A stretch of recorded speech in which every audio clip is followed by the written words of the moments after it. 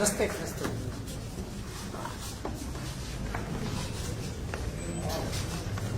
Ես չգիտեմ, մեր հանդիպումներին հետևում եք մյուս շտաբներում, թե չեք հետևում։ Դե ես ուրեմն այստեղ ավելի կար նախաբան ասեմ։ Ես ուզում եմ նախ եւ առաջ ձեզ բոլորիդ շնորհակալություն հայտնել ձեր ամուր լինելու եւ հաստատակամ լինելու համար, որովհետեւ էլի պատկերացնում եմ, թե ինչ ծանր եւ դաժան փորձությունների միջով եք անցել այս ընթացքում եւ գնահատելի է այդ ձեր ամրությունը եւ ձեր հաստատակամությունը եւ դա շատ թանկ արժի։ Իրականում գիտեք, որ մենք իրար հետ այս ճանապարհը եւ այս փորձությունը անցնում ենք, սա մեզ շատ մոտեցնում է, մեզ դարձնում է իսկապես քաղաքական թիմ, քաղաքական համախոհ գաղափարների, փորձությունների վրա հիմնված եւ իրական համախոհները երևում են ծանր պահին, դժվար պահին եւ այն համախոհությունը, որ մենք այսօր ունենք եւ այսօր մեր շտաբի նեղ ակտիվի հետ ենք հանդիպում, դա շատ կարեւոր է եւ ես ուզում եմ ասել, որ շատ բարձր եմ գնահատում այդ ամեն ինչը, շատ բարձր եմ գնահատում։ Ինձ համար անձնապես շատ կարևոր նշանակություն ունի եւ ձեզնից յուրաքանչյուրի դիրքորոշումը եւ պահվածքը այն ամենակարևոր արժեքներից է, որ ուժ է տալիս, որովհետեւ ի վերջո եկեք խոստովանենք, ժողովուրդ, մենք այդ պատերազմի ծանր փորձությունից հետո միայն ու միայն ժողովրդի դիրքորոշման շնորհիվ, որ մինչև այսօր Հայաստանի կառավարության դերում ենք եւ ես համոզված եմ, որ նաեւ առաջիկա ընտրություններում մեր ժողովուրդը իր հստակ դիրքորոշումը ասելու է, որովհետեւ մեր ժողովուրդը իր դիրքորոշումները կառուցում է ճշմարտության եւ արդարության վրա։ Չի կարող ժողովուրդը, որը ինքը երկար տարիներ պայքարել է արդարության համար, երկար տարիներ պայքարել է ճշմարտության համար, չի կարող անարդար գտնվել այս ընտրություններում եւ մենք անընդհատ քննարկում ենք այդ օրինակ այդ կարող է իրոք այդ աթոռից կարճած լինելու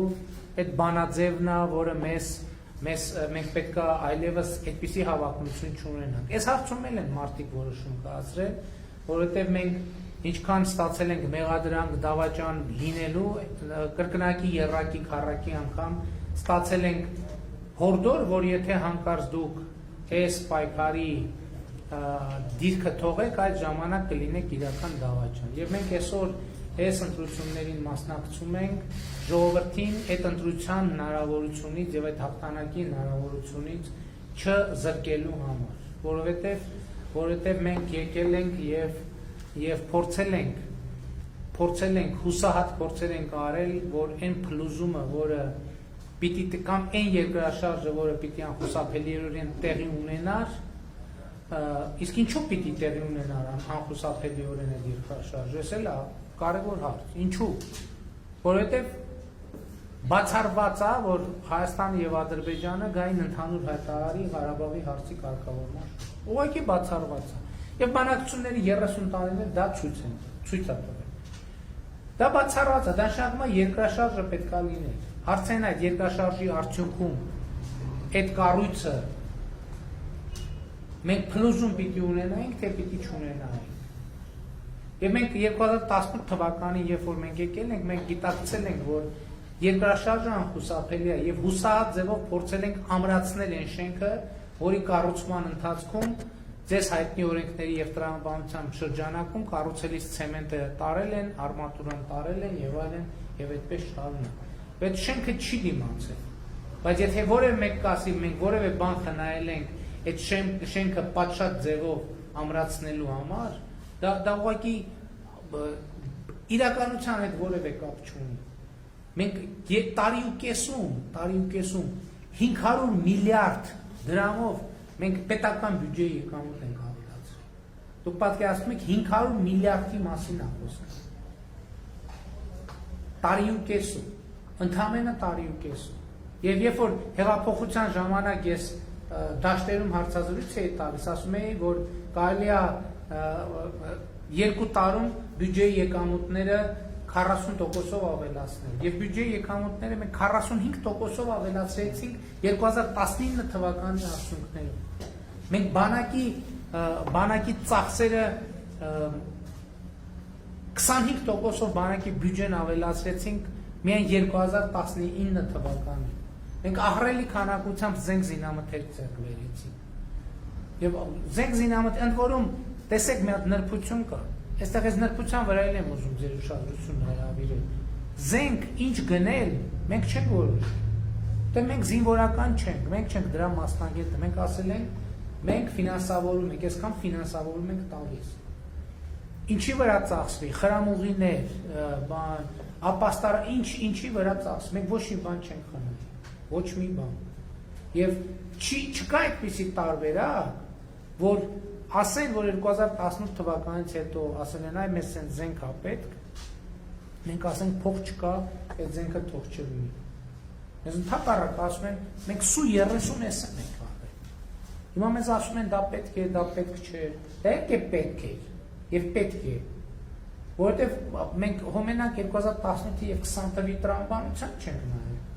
Ես ազգային ժողովի ամբիոնից 2015 թվականին կառավարությանը քննադատել եմ, ասել եմ այսօր չեք էլ ամաչում, ասում եք Հայաստանը կործանից ավիացիա չունի։ Բայց այդ բանի գործի անունը ի՞նչ է, որ Հայաստանը 25 տարի անկախությունից հետո կործանից ավիացիա չունի։ Ես վարչապետ եմ դարձել եւ այո, առաջին գործերից մեկը բազմաֆունկցիոնալ ավիացիայի ձևավորումն է, որի մեջ նաեւ կործանիչն է մտնում։ Եվ այս ամեն ինչը մենք արել ենք։ Եվ սա անուրանալի է, որը մեկը չի կարող դա ուրանալ։ Մենք զինվորի հարց ենք լուծել։ Մենք զինվորի ծնողի բժշկական օգնության հարց ենք լուծել, որովհետև մարտունակությունը մենակ բանը չի, միայն զենքը չի։ Մարտունակությանն են, որ զինվորը մտածում է, բայց տենաս այսօր բանը հայրս կամ մայրս տնից տեղից հեռու ինֆարկտ ստացավ, ով է իր փողը տալու։ Մենք ասել ենք զինվոր, մենք պետությունը քո ծնողի բուժման փողը կտա, դու քո ծառայությամբ զբաղվի։ Մենք սննդի հարց ենք լուծել։ Մարդիկ իրանք չեղած տեղից բան էին անում, գուլպայից սկսած, բանից, հացից, պանիրից սկսած, մրգից, զինվորները ծառայում էին 2 տարի, միրգ չէին ուտում, բանջարեղեն չէին ուտում։ Ես այն օրեն բանի, այն տխրաարճակ միջադեպի օրը մտել եմ Մեղրի Զորամաս, ասցի ընդ որում պլանավորված չէր, բայց ես ասացի մի հատ Զորամաս մտնենք։ Մտանք Մեղրի Զորամաս, ասել մտնենք խոհանոց։ Այդ խոհանոցում մեծ, դա ամսի քանիսն էր, ապրիլի 18 կամ 20։ Խոհանոցում մի հատ մեծ կաթսա էր դրած եւ պամիդոր վարունգ էր կտրտած, այդ կաթսաների լիքն էին կտրտած, ես լացի այդ պահին բանել չարեցի, չնկարեցի էլ ուղղակի։ Բանակի զինվորը բանակ երել, վարունգ ակերել, այդ սեզոնին, հա։ Կարող է տարին, ասենք, ենթադրենք ամառվա ամսվա մի անգամ այդ անգամ։ Հետևաբար ես ուզում եմ ասել հետևյալն է, որ մենք պետք չի թաքցնել նաև այն, որ այո, մենք շատ հաճախ մեղադրանքների ներքո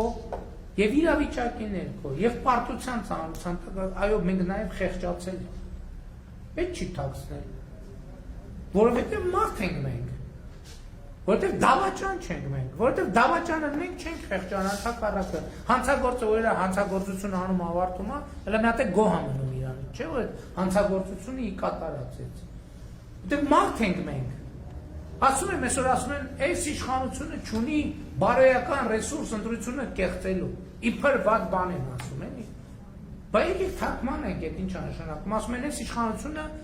մեր նման անբարոյական չի, որ մարդկանց ձայնը կեղծի։ Մի հատ էլ դա որպես սենց բան է ներկայացնում։ Այո, մենք այդ բարոյականության տերը չենք։ Մենք այդ բարոյականության տերը չենք, որ ցավին, տառապանքին, պարտությանը, անհաջողությանը անհաղորդ մնանք։ Բայց եթե Աստված չաներ, մեր ժամանակ հոկտեմբերի 27-ը լներ, մենք էլի կխեղճանայինք։ Դուք չէիք խեղճացել, ընդհակառակը բերաններ, միջևատանները կշտած կանգնած բան էիք անում։ Պատտվում էիք։ Հա, Չեք խեղճացել, իհարկե չեք խեղճացել։ Խի պետք է խեղճանայիք, որ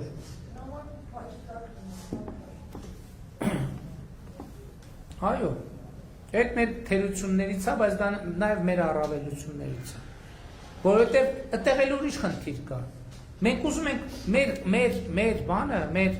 նպատակադրումը եղել է, որ երկրում ինստիտուտներ կանա, որ արդարադատությունը անձնական քմահաճույքների ձևավորված չլինի։ Այո, մենք ազատություն ենք տվել, ժողովուրդ։ Մենք մարդկանց ենք ազատություն տվել, մենք դատավորներին էլ ենք տվել ազատություն։ Դատավորներին էլ ենք տվել ազատություն։ Մենք մարդկանց էլ ենք տվել ազատություն, որովհետև այսօր ես վիճակագրությունը հրապարակել եմ մի քանի անգամ, այսօր Հայաստանի Հանրապետության երրորդ հանրապետության պատմության մեջ ամենաքիչ թվով կալանավորված եւ դատապարտված անձը կա քրեակատարողական հիմնարկներում։ Դրանք հազարավոր մարդիկ են։ Դրանք հազարավոր ընտանիքներ են, որոնք հացից զրկվել են, բայց մյուս կողմից իրենց կալանավորներին հաց տալիս չեն եղել։ Այդ մարդիկ իրենց չեղած տեղը, իրենց տուժած տեղը մի հատ էլ պարտքերի տակ են ընկել, որ բանում գաղութում կալանավայրում կալանավոր պահեն։ Այսօր երրորդ հանրապետության պատմության մեջ առաջին անգամ կալանավորը պետության տված հացը ուտում է։ Եվ պետության տված, ես էլ եմ բանտում նստել։ Պետության տված հացը ուտելը նշանակում է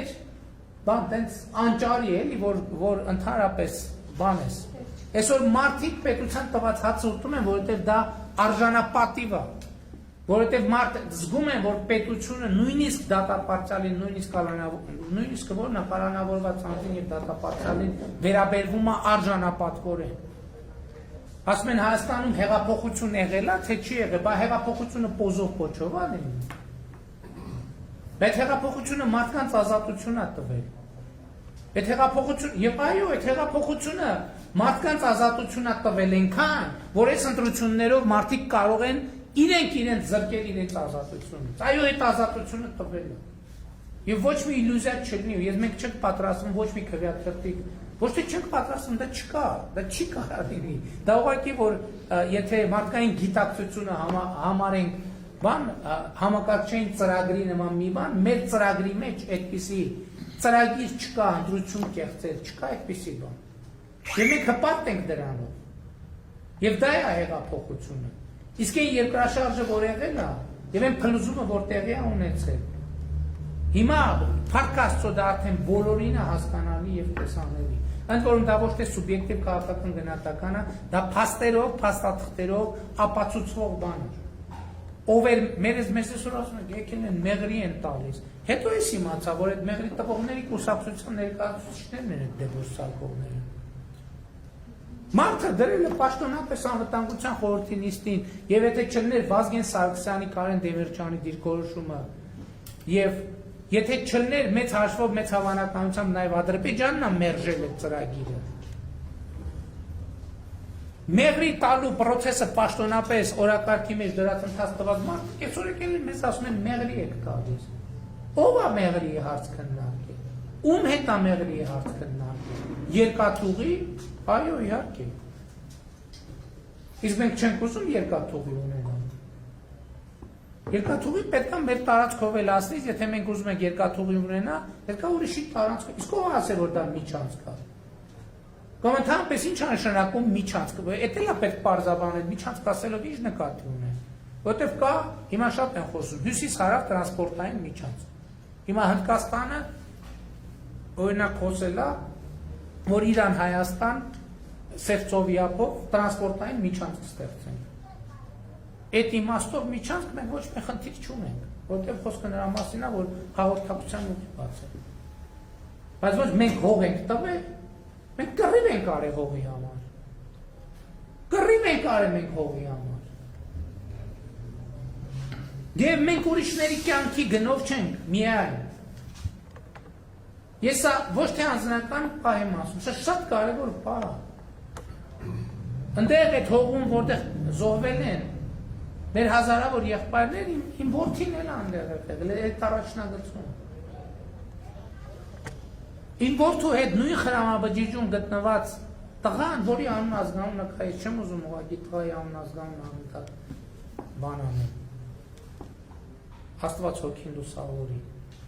եւ մյուսներին նույնպես։ Անազգանունը կա, այդ արկը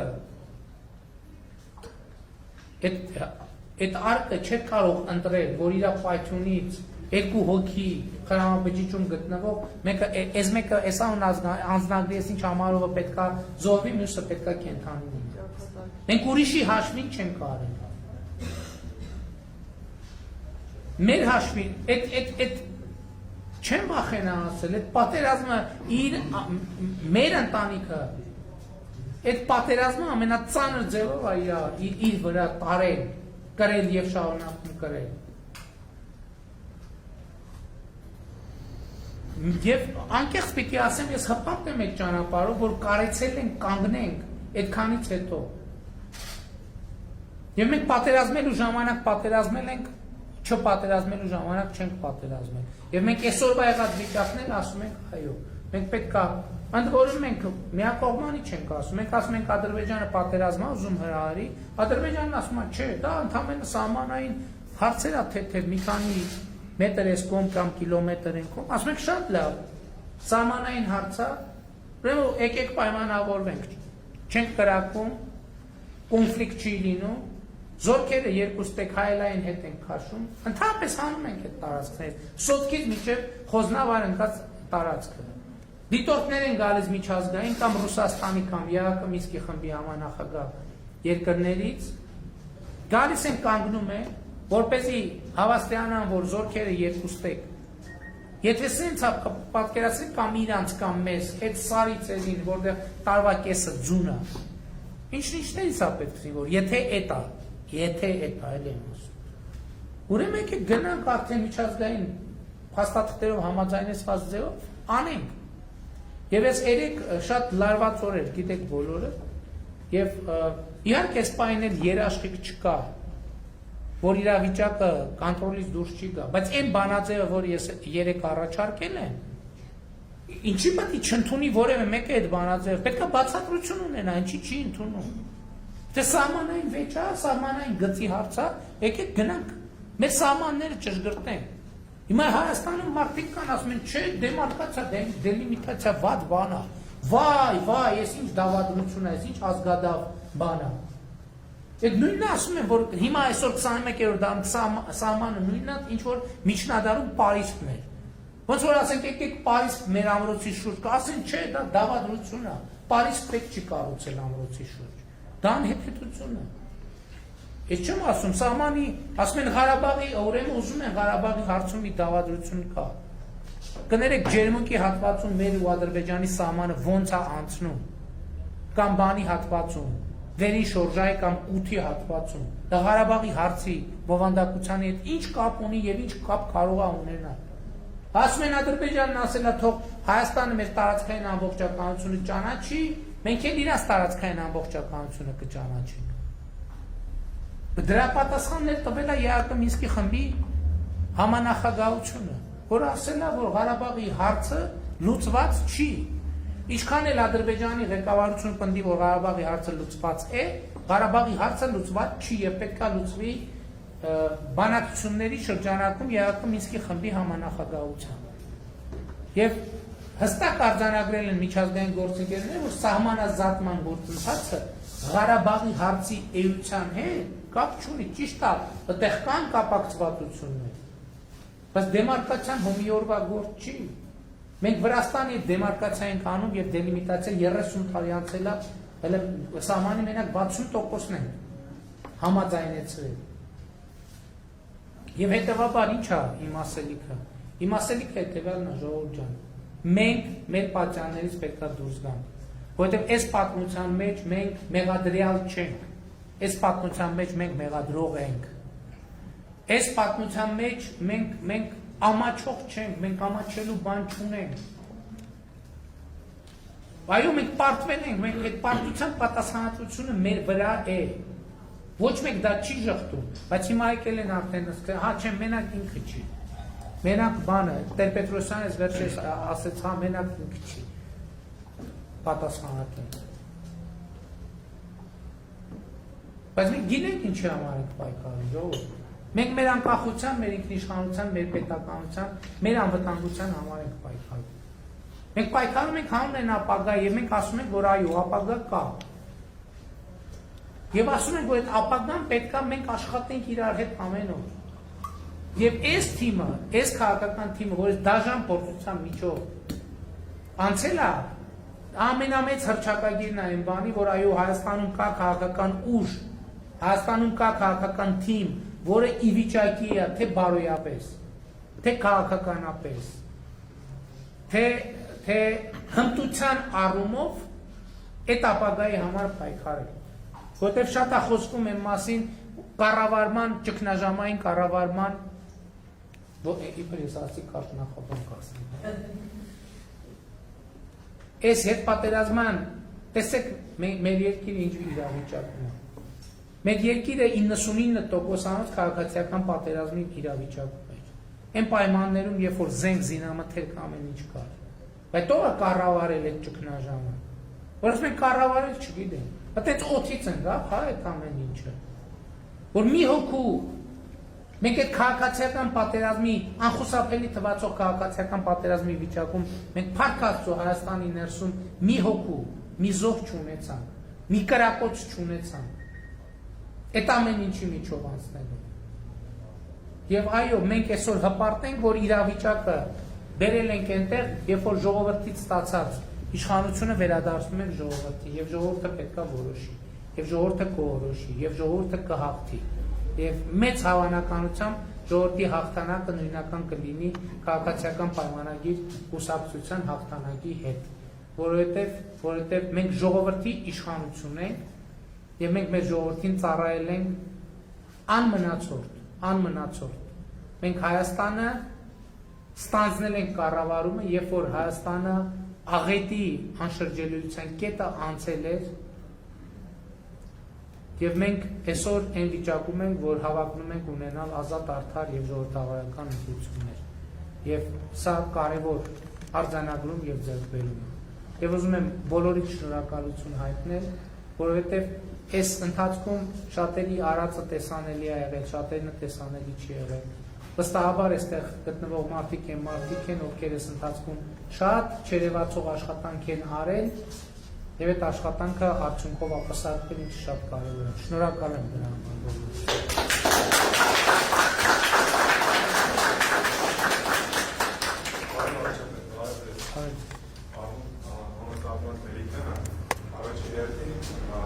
Հայաստանի Հանրապետության քաղաքացի։ Երկար տարիներ չեմ ապրել Հայաստանում, բայց տեսնելով իրավիճակը, երբ որ եղավ հեղափոխություն, ես մեծ սիրով հեղափոխվեցի ստեղ։ Ու մեծ հույսեր եմ կապում ձեր հետ եւ ընդհանրապես ձեր կուսակցության հետ։ Շատ շնորհակալ եմ, որ ինչ-որ մի բան կարողացաք փոխել։ Ես ինքս զգացել եմ փոփոխություններ դեպի լավ, իհարկե կան նաեւ վատ բաներ, բայց ես որպես քաղաքացի ես զգում եմ, որ ինչ-որ որևէ մի բան է փոխվում ու ես երևի իմ կարծիքն եմ ուզում հայտնեմ։ Մենք շատ ենք խոսում ընդհանուր ռուսական կողմի մասին։ Ես չեմ ուզում շոշափել ռուսներին, то есть մարդկանց, ես ուզում եմ շոշափել ռուսական կառավարությանը։ Ես ինքս իմ կարծիքն է, որ ինչ է ձեռնարկում ներկայային sense կոչեմ ալյանս, դա արիվը, իմ կարծիքն է նաև Պուտինը եւ հին ներկայացուցիչները մեր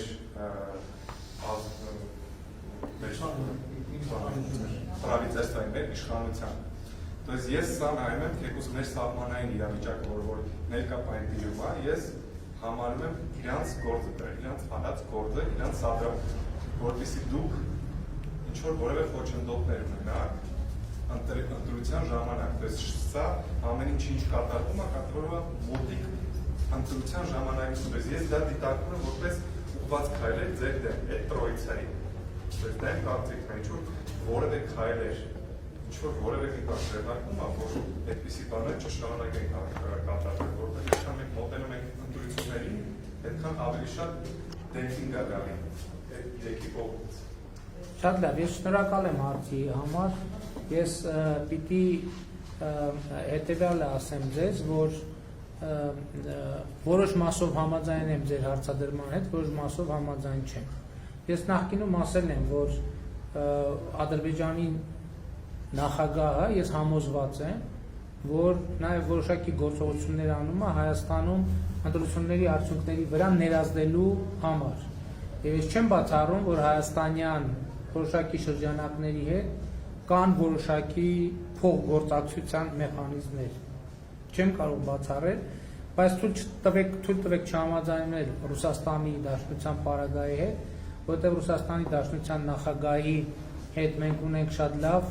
եւ շատ ջերմ անձնական հարաբերություններ եւ նաեւ գործնական հարաբերություններ։ Իհարկե մյուս կողմից նաեւ չեմ կարող չարձանագրել եւ գիտեմ, որ մեր հանրության շրջանում որոշակի հարցեր են ծագել, մասնավորապես մայիսի 12-ի իրադարձություններից հետո կապված սահմանային մեր իրադրությանը հավաքական անվտանգության պայմանագրի կազմակերպության արձագանքի մասով, ինչ որ չափով նաև Ռուսաստանի Դաշնության կողմից իր դաշնակցային պարտավորությունները կատարելու վերաբերյալ, բայց ես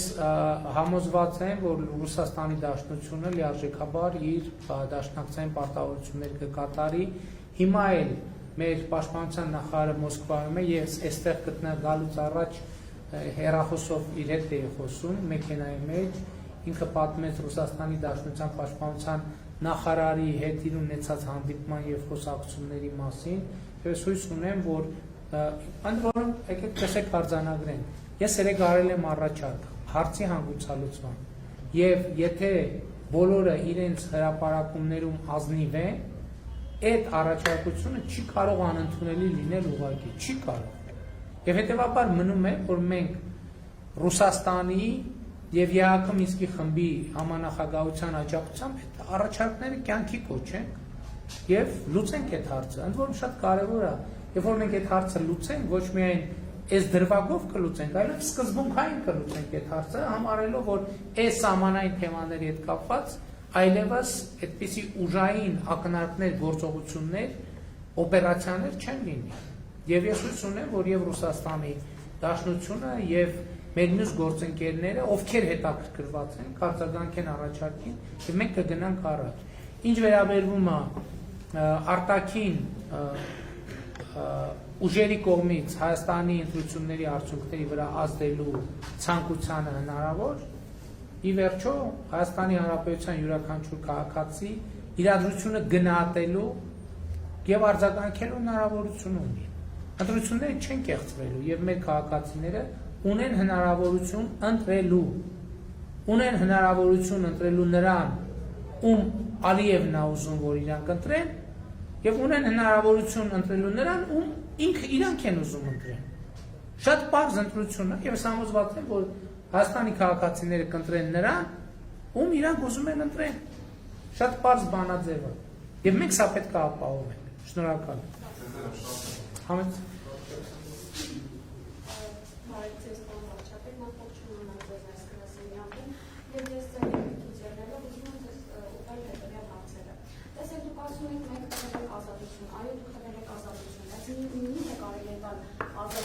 այս իբերանի, որ այդպիսի նորություններ է տեղադրում։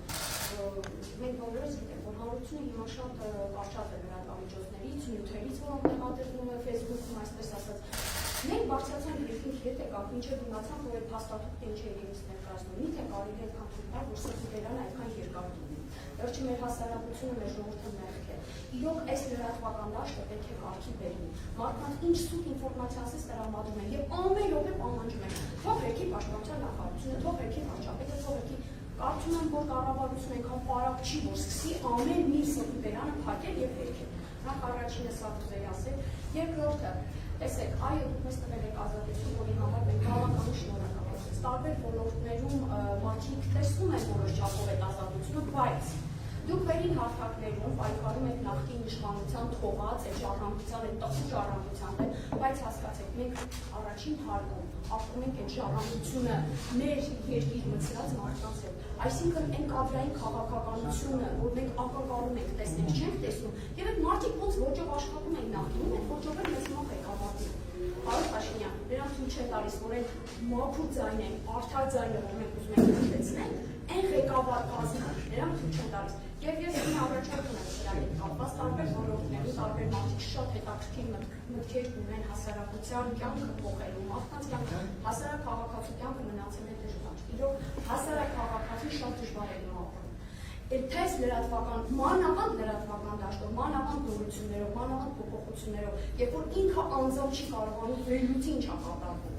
Այդ մարդը ուզում է իր կյանքում լուրջ փոփոխություն լինի, դրական փոփոխություն լինի։ Եվ ես ձեզ ասեմ, կան հասարակության տարբեր շերտերի ներկայացուցիչներ, ոլորտի աշխատողներ, սովորական ուսուցիչներ, մանկավարժներ, իրավաբաններ, բժիշկներ, որոնք գիտեք այնքան լուրջ առաջարկներ ունեն, որ դուք կարող եք նկատի ունենալ եւ իրոք սովորական հասարակ մարդու կյանքը փոփոխության ենթարկել։ Ես խնդրում եմ ձեզ, եթե դա հնարավոր է, դուք անձամբ ինքներդ կազմակերպեք, խնդրում եմ տարբեր ոլորտներում ներկայացնած հետ հանդիպումներ, եթե հնարավոր է դա, մանկավարժների հետ, բժիշկների հետ, զրուցենք, գուցե մեր առաջարկներն էլի նկատի ունենանք, գուցե ինչ-որ փոփոխություններ կարողանանք մեր առաջարկներով կատարել։ Եվ իմիջիայլոց զինծառայողների մասին ես ուզում եմ հասկանալ իրենց աշխատավարձի հետ կապված, պայմանագրային զինծառայողների աշխատավարձն վերանայում եք թե ոչ։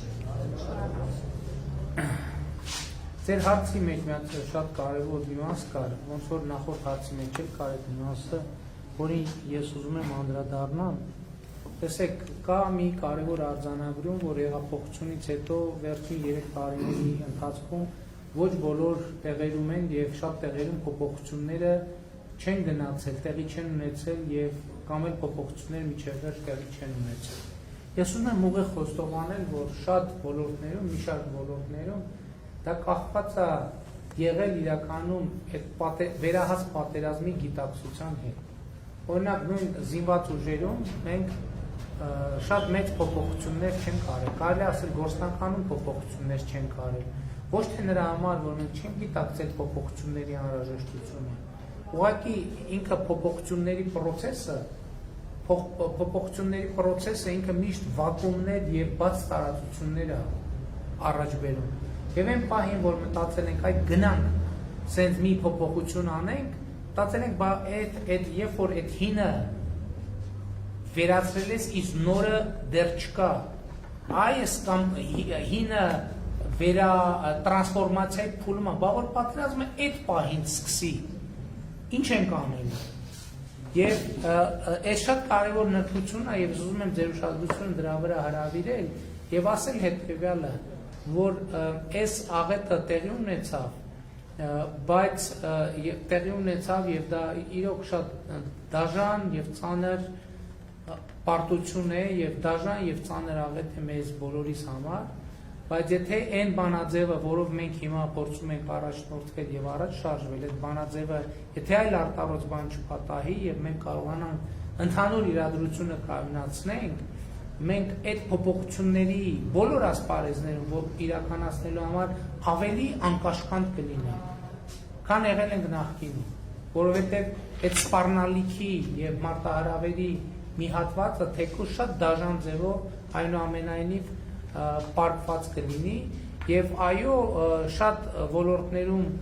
մեր զինված ուժերը պետք է շատ լուրջ եւ խորքային բարեփոխումների ենթարկվեն, որովհետեւ այո եւ պայմանագրայինների աշխատավարձերի հետ կապված շատ լուրջ վերանայում պետք է տեղի ունենա պայմանով, որ ինքը պետք է լինի պրոֆեսիոնալ զինվոր,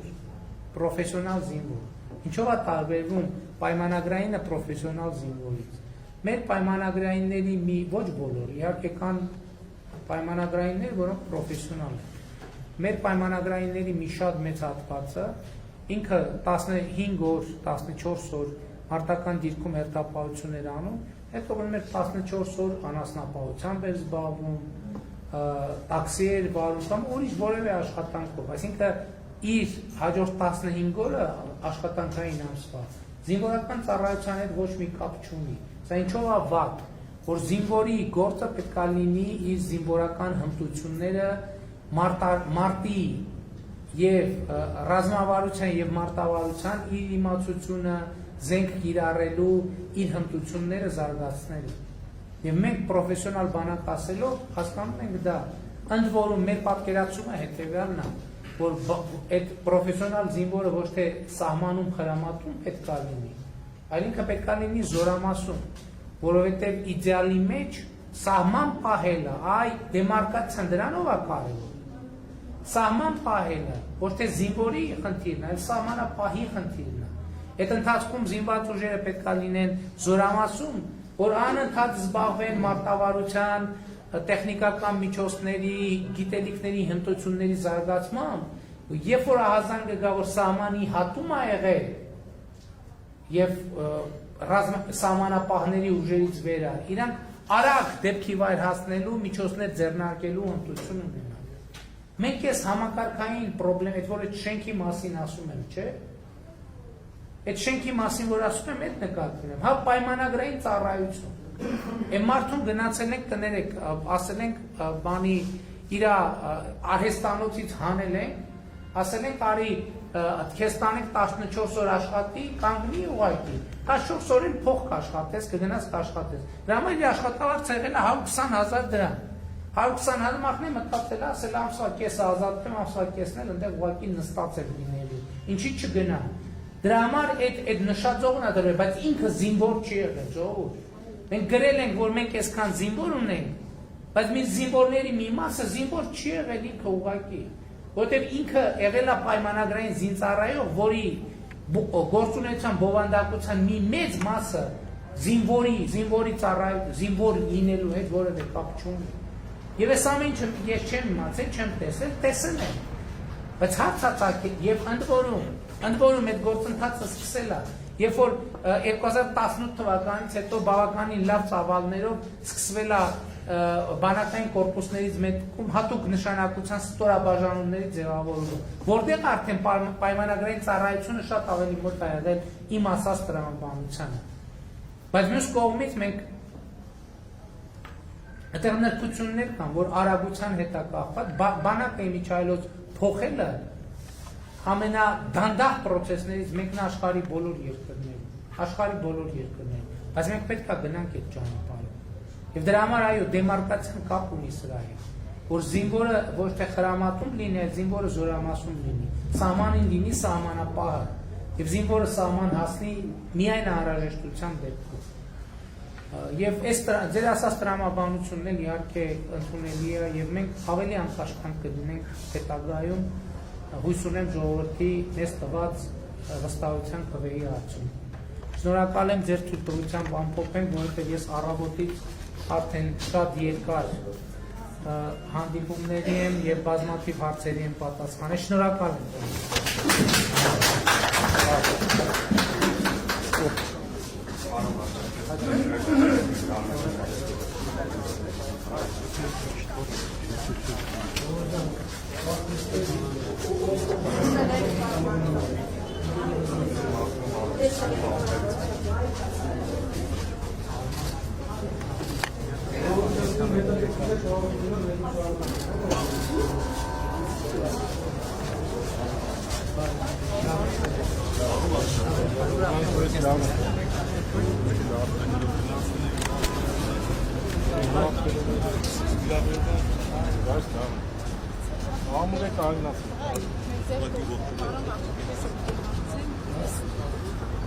Իմ երեխին ձեր պաշտպանը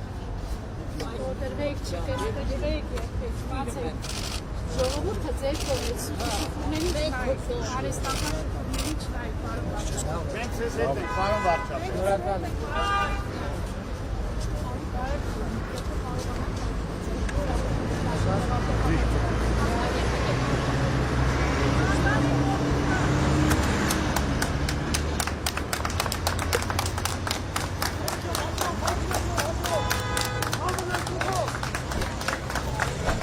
Տիկո, հանգիստ, հանգիստ։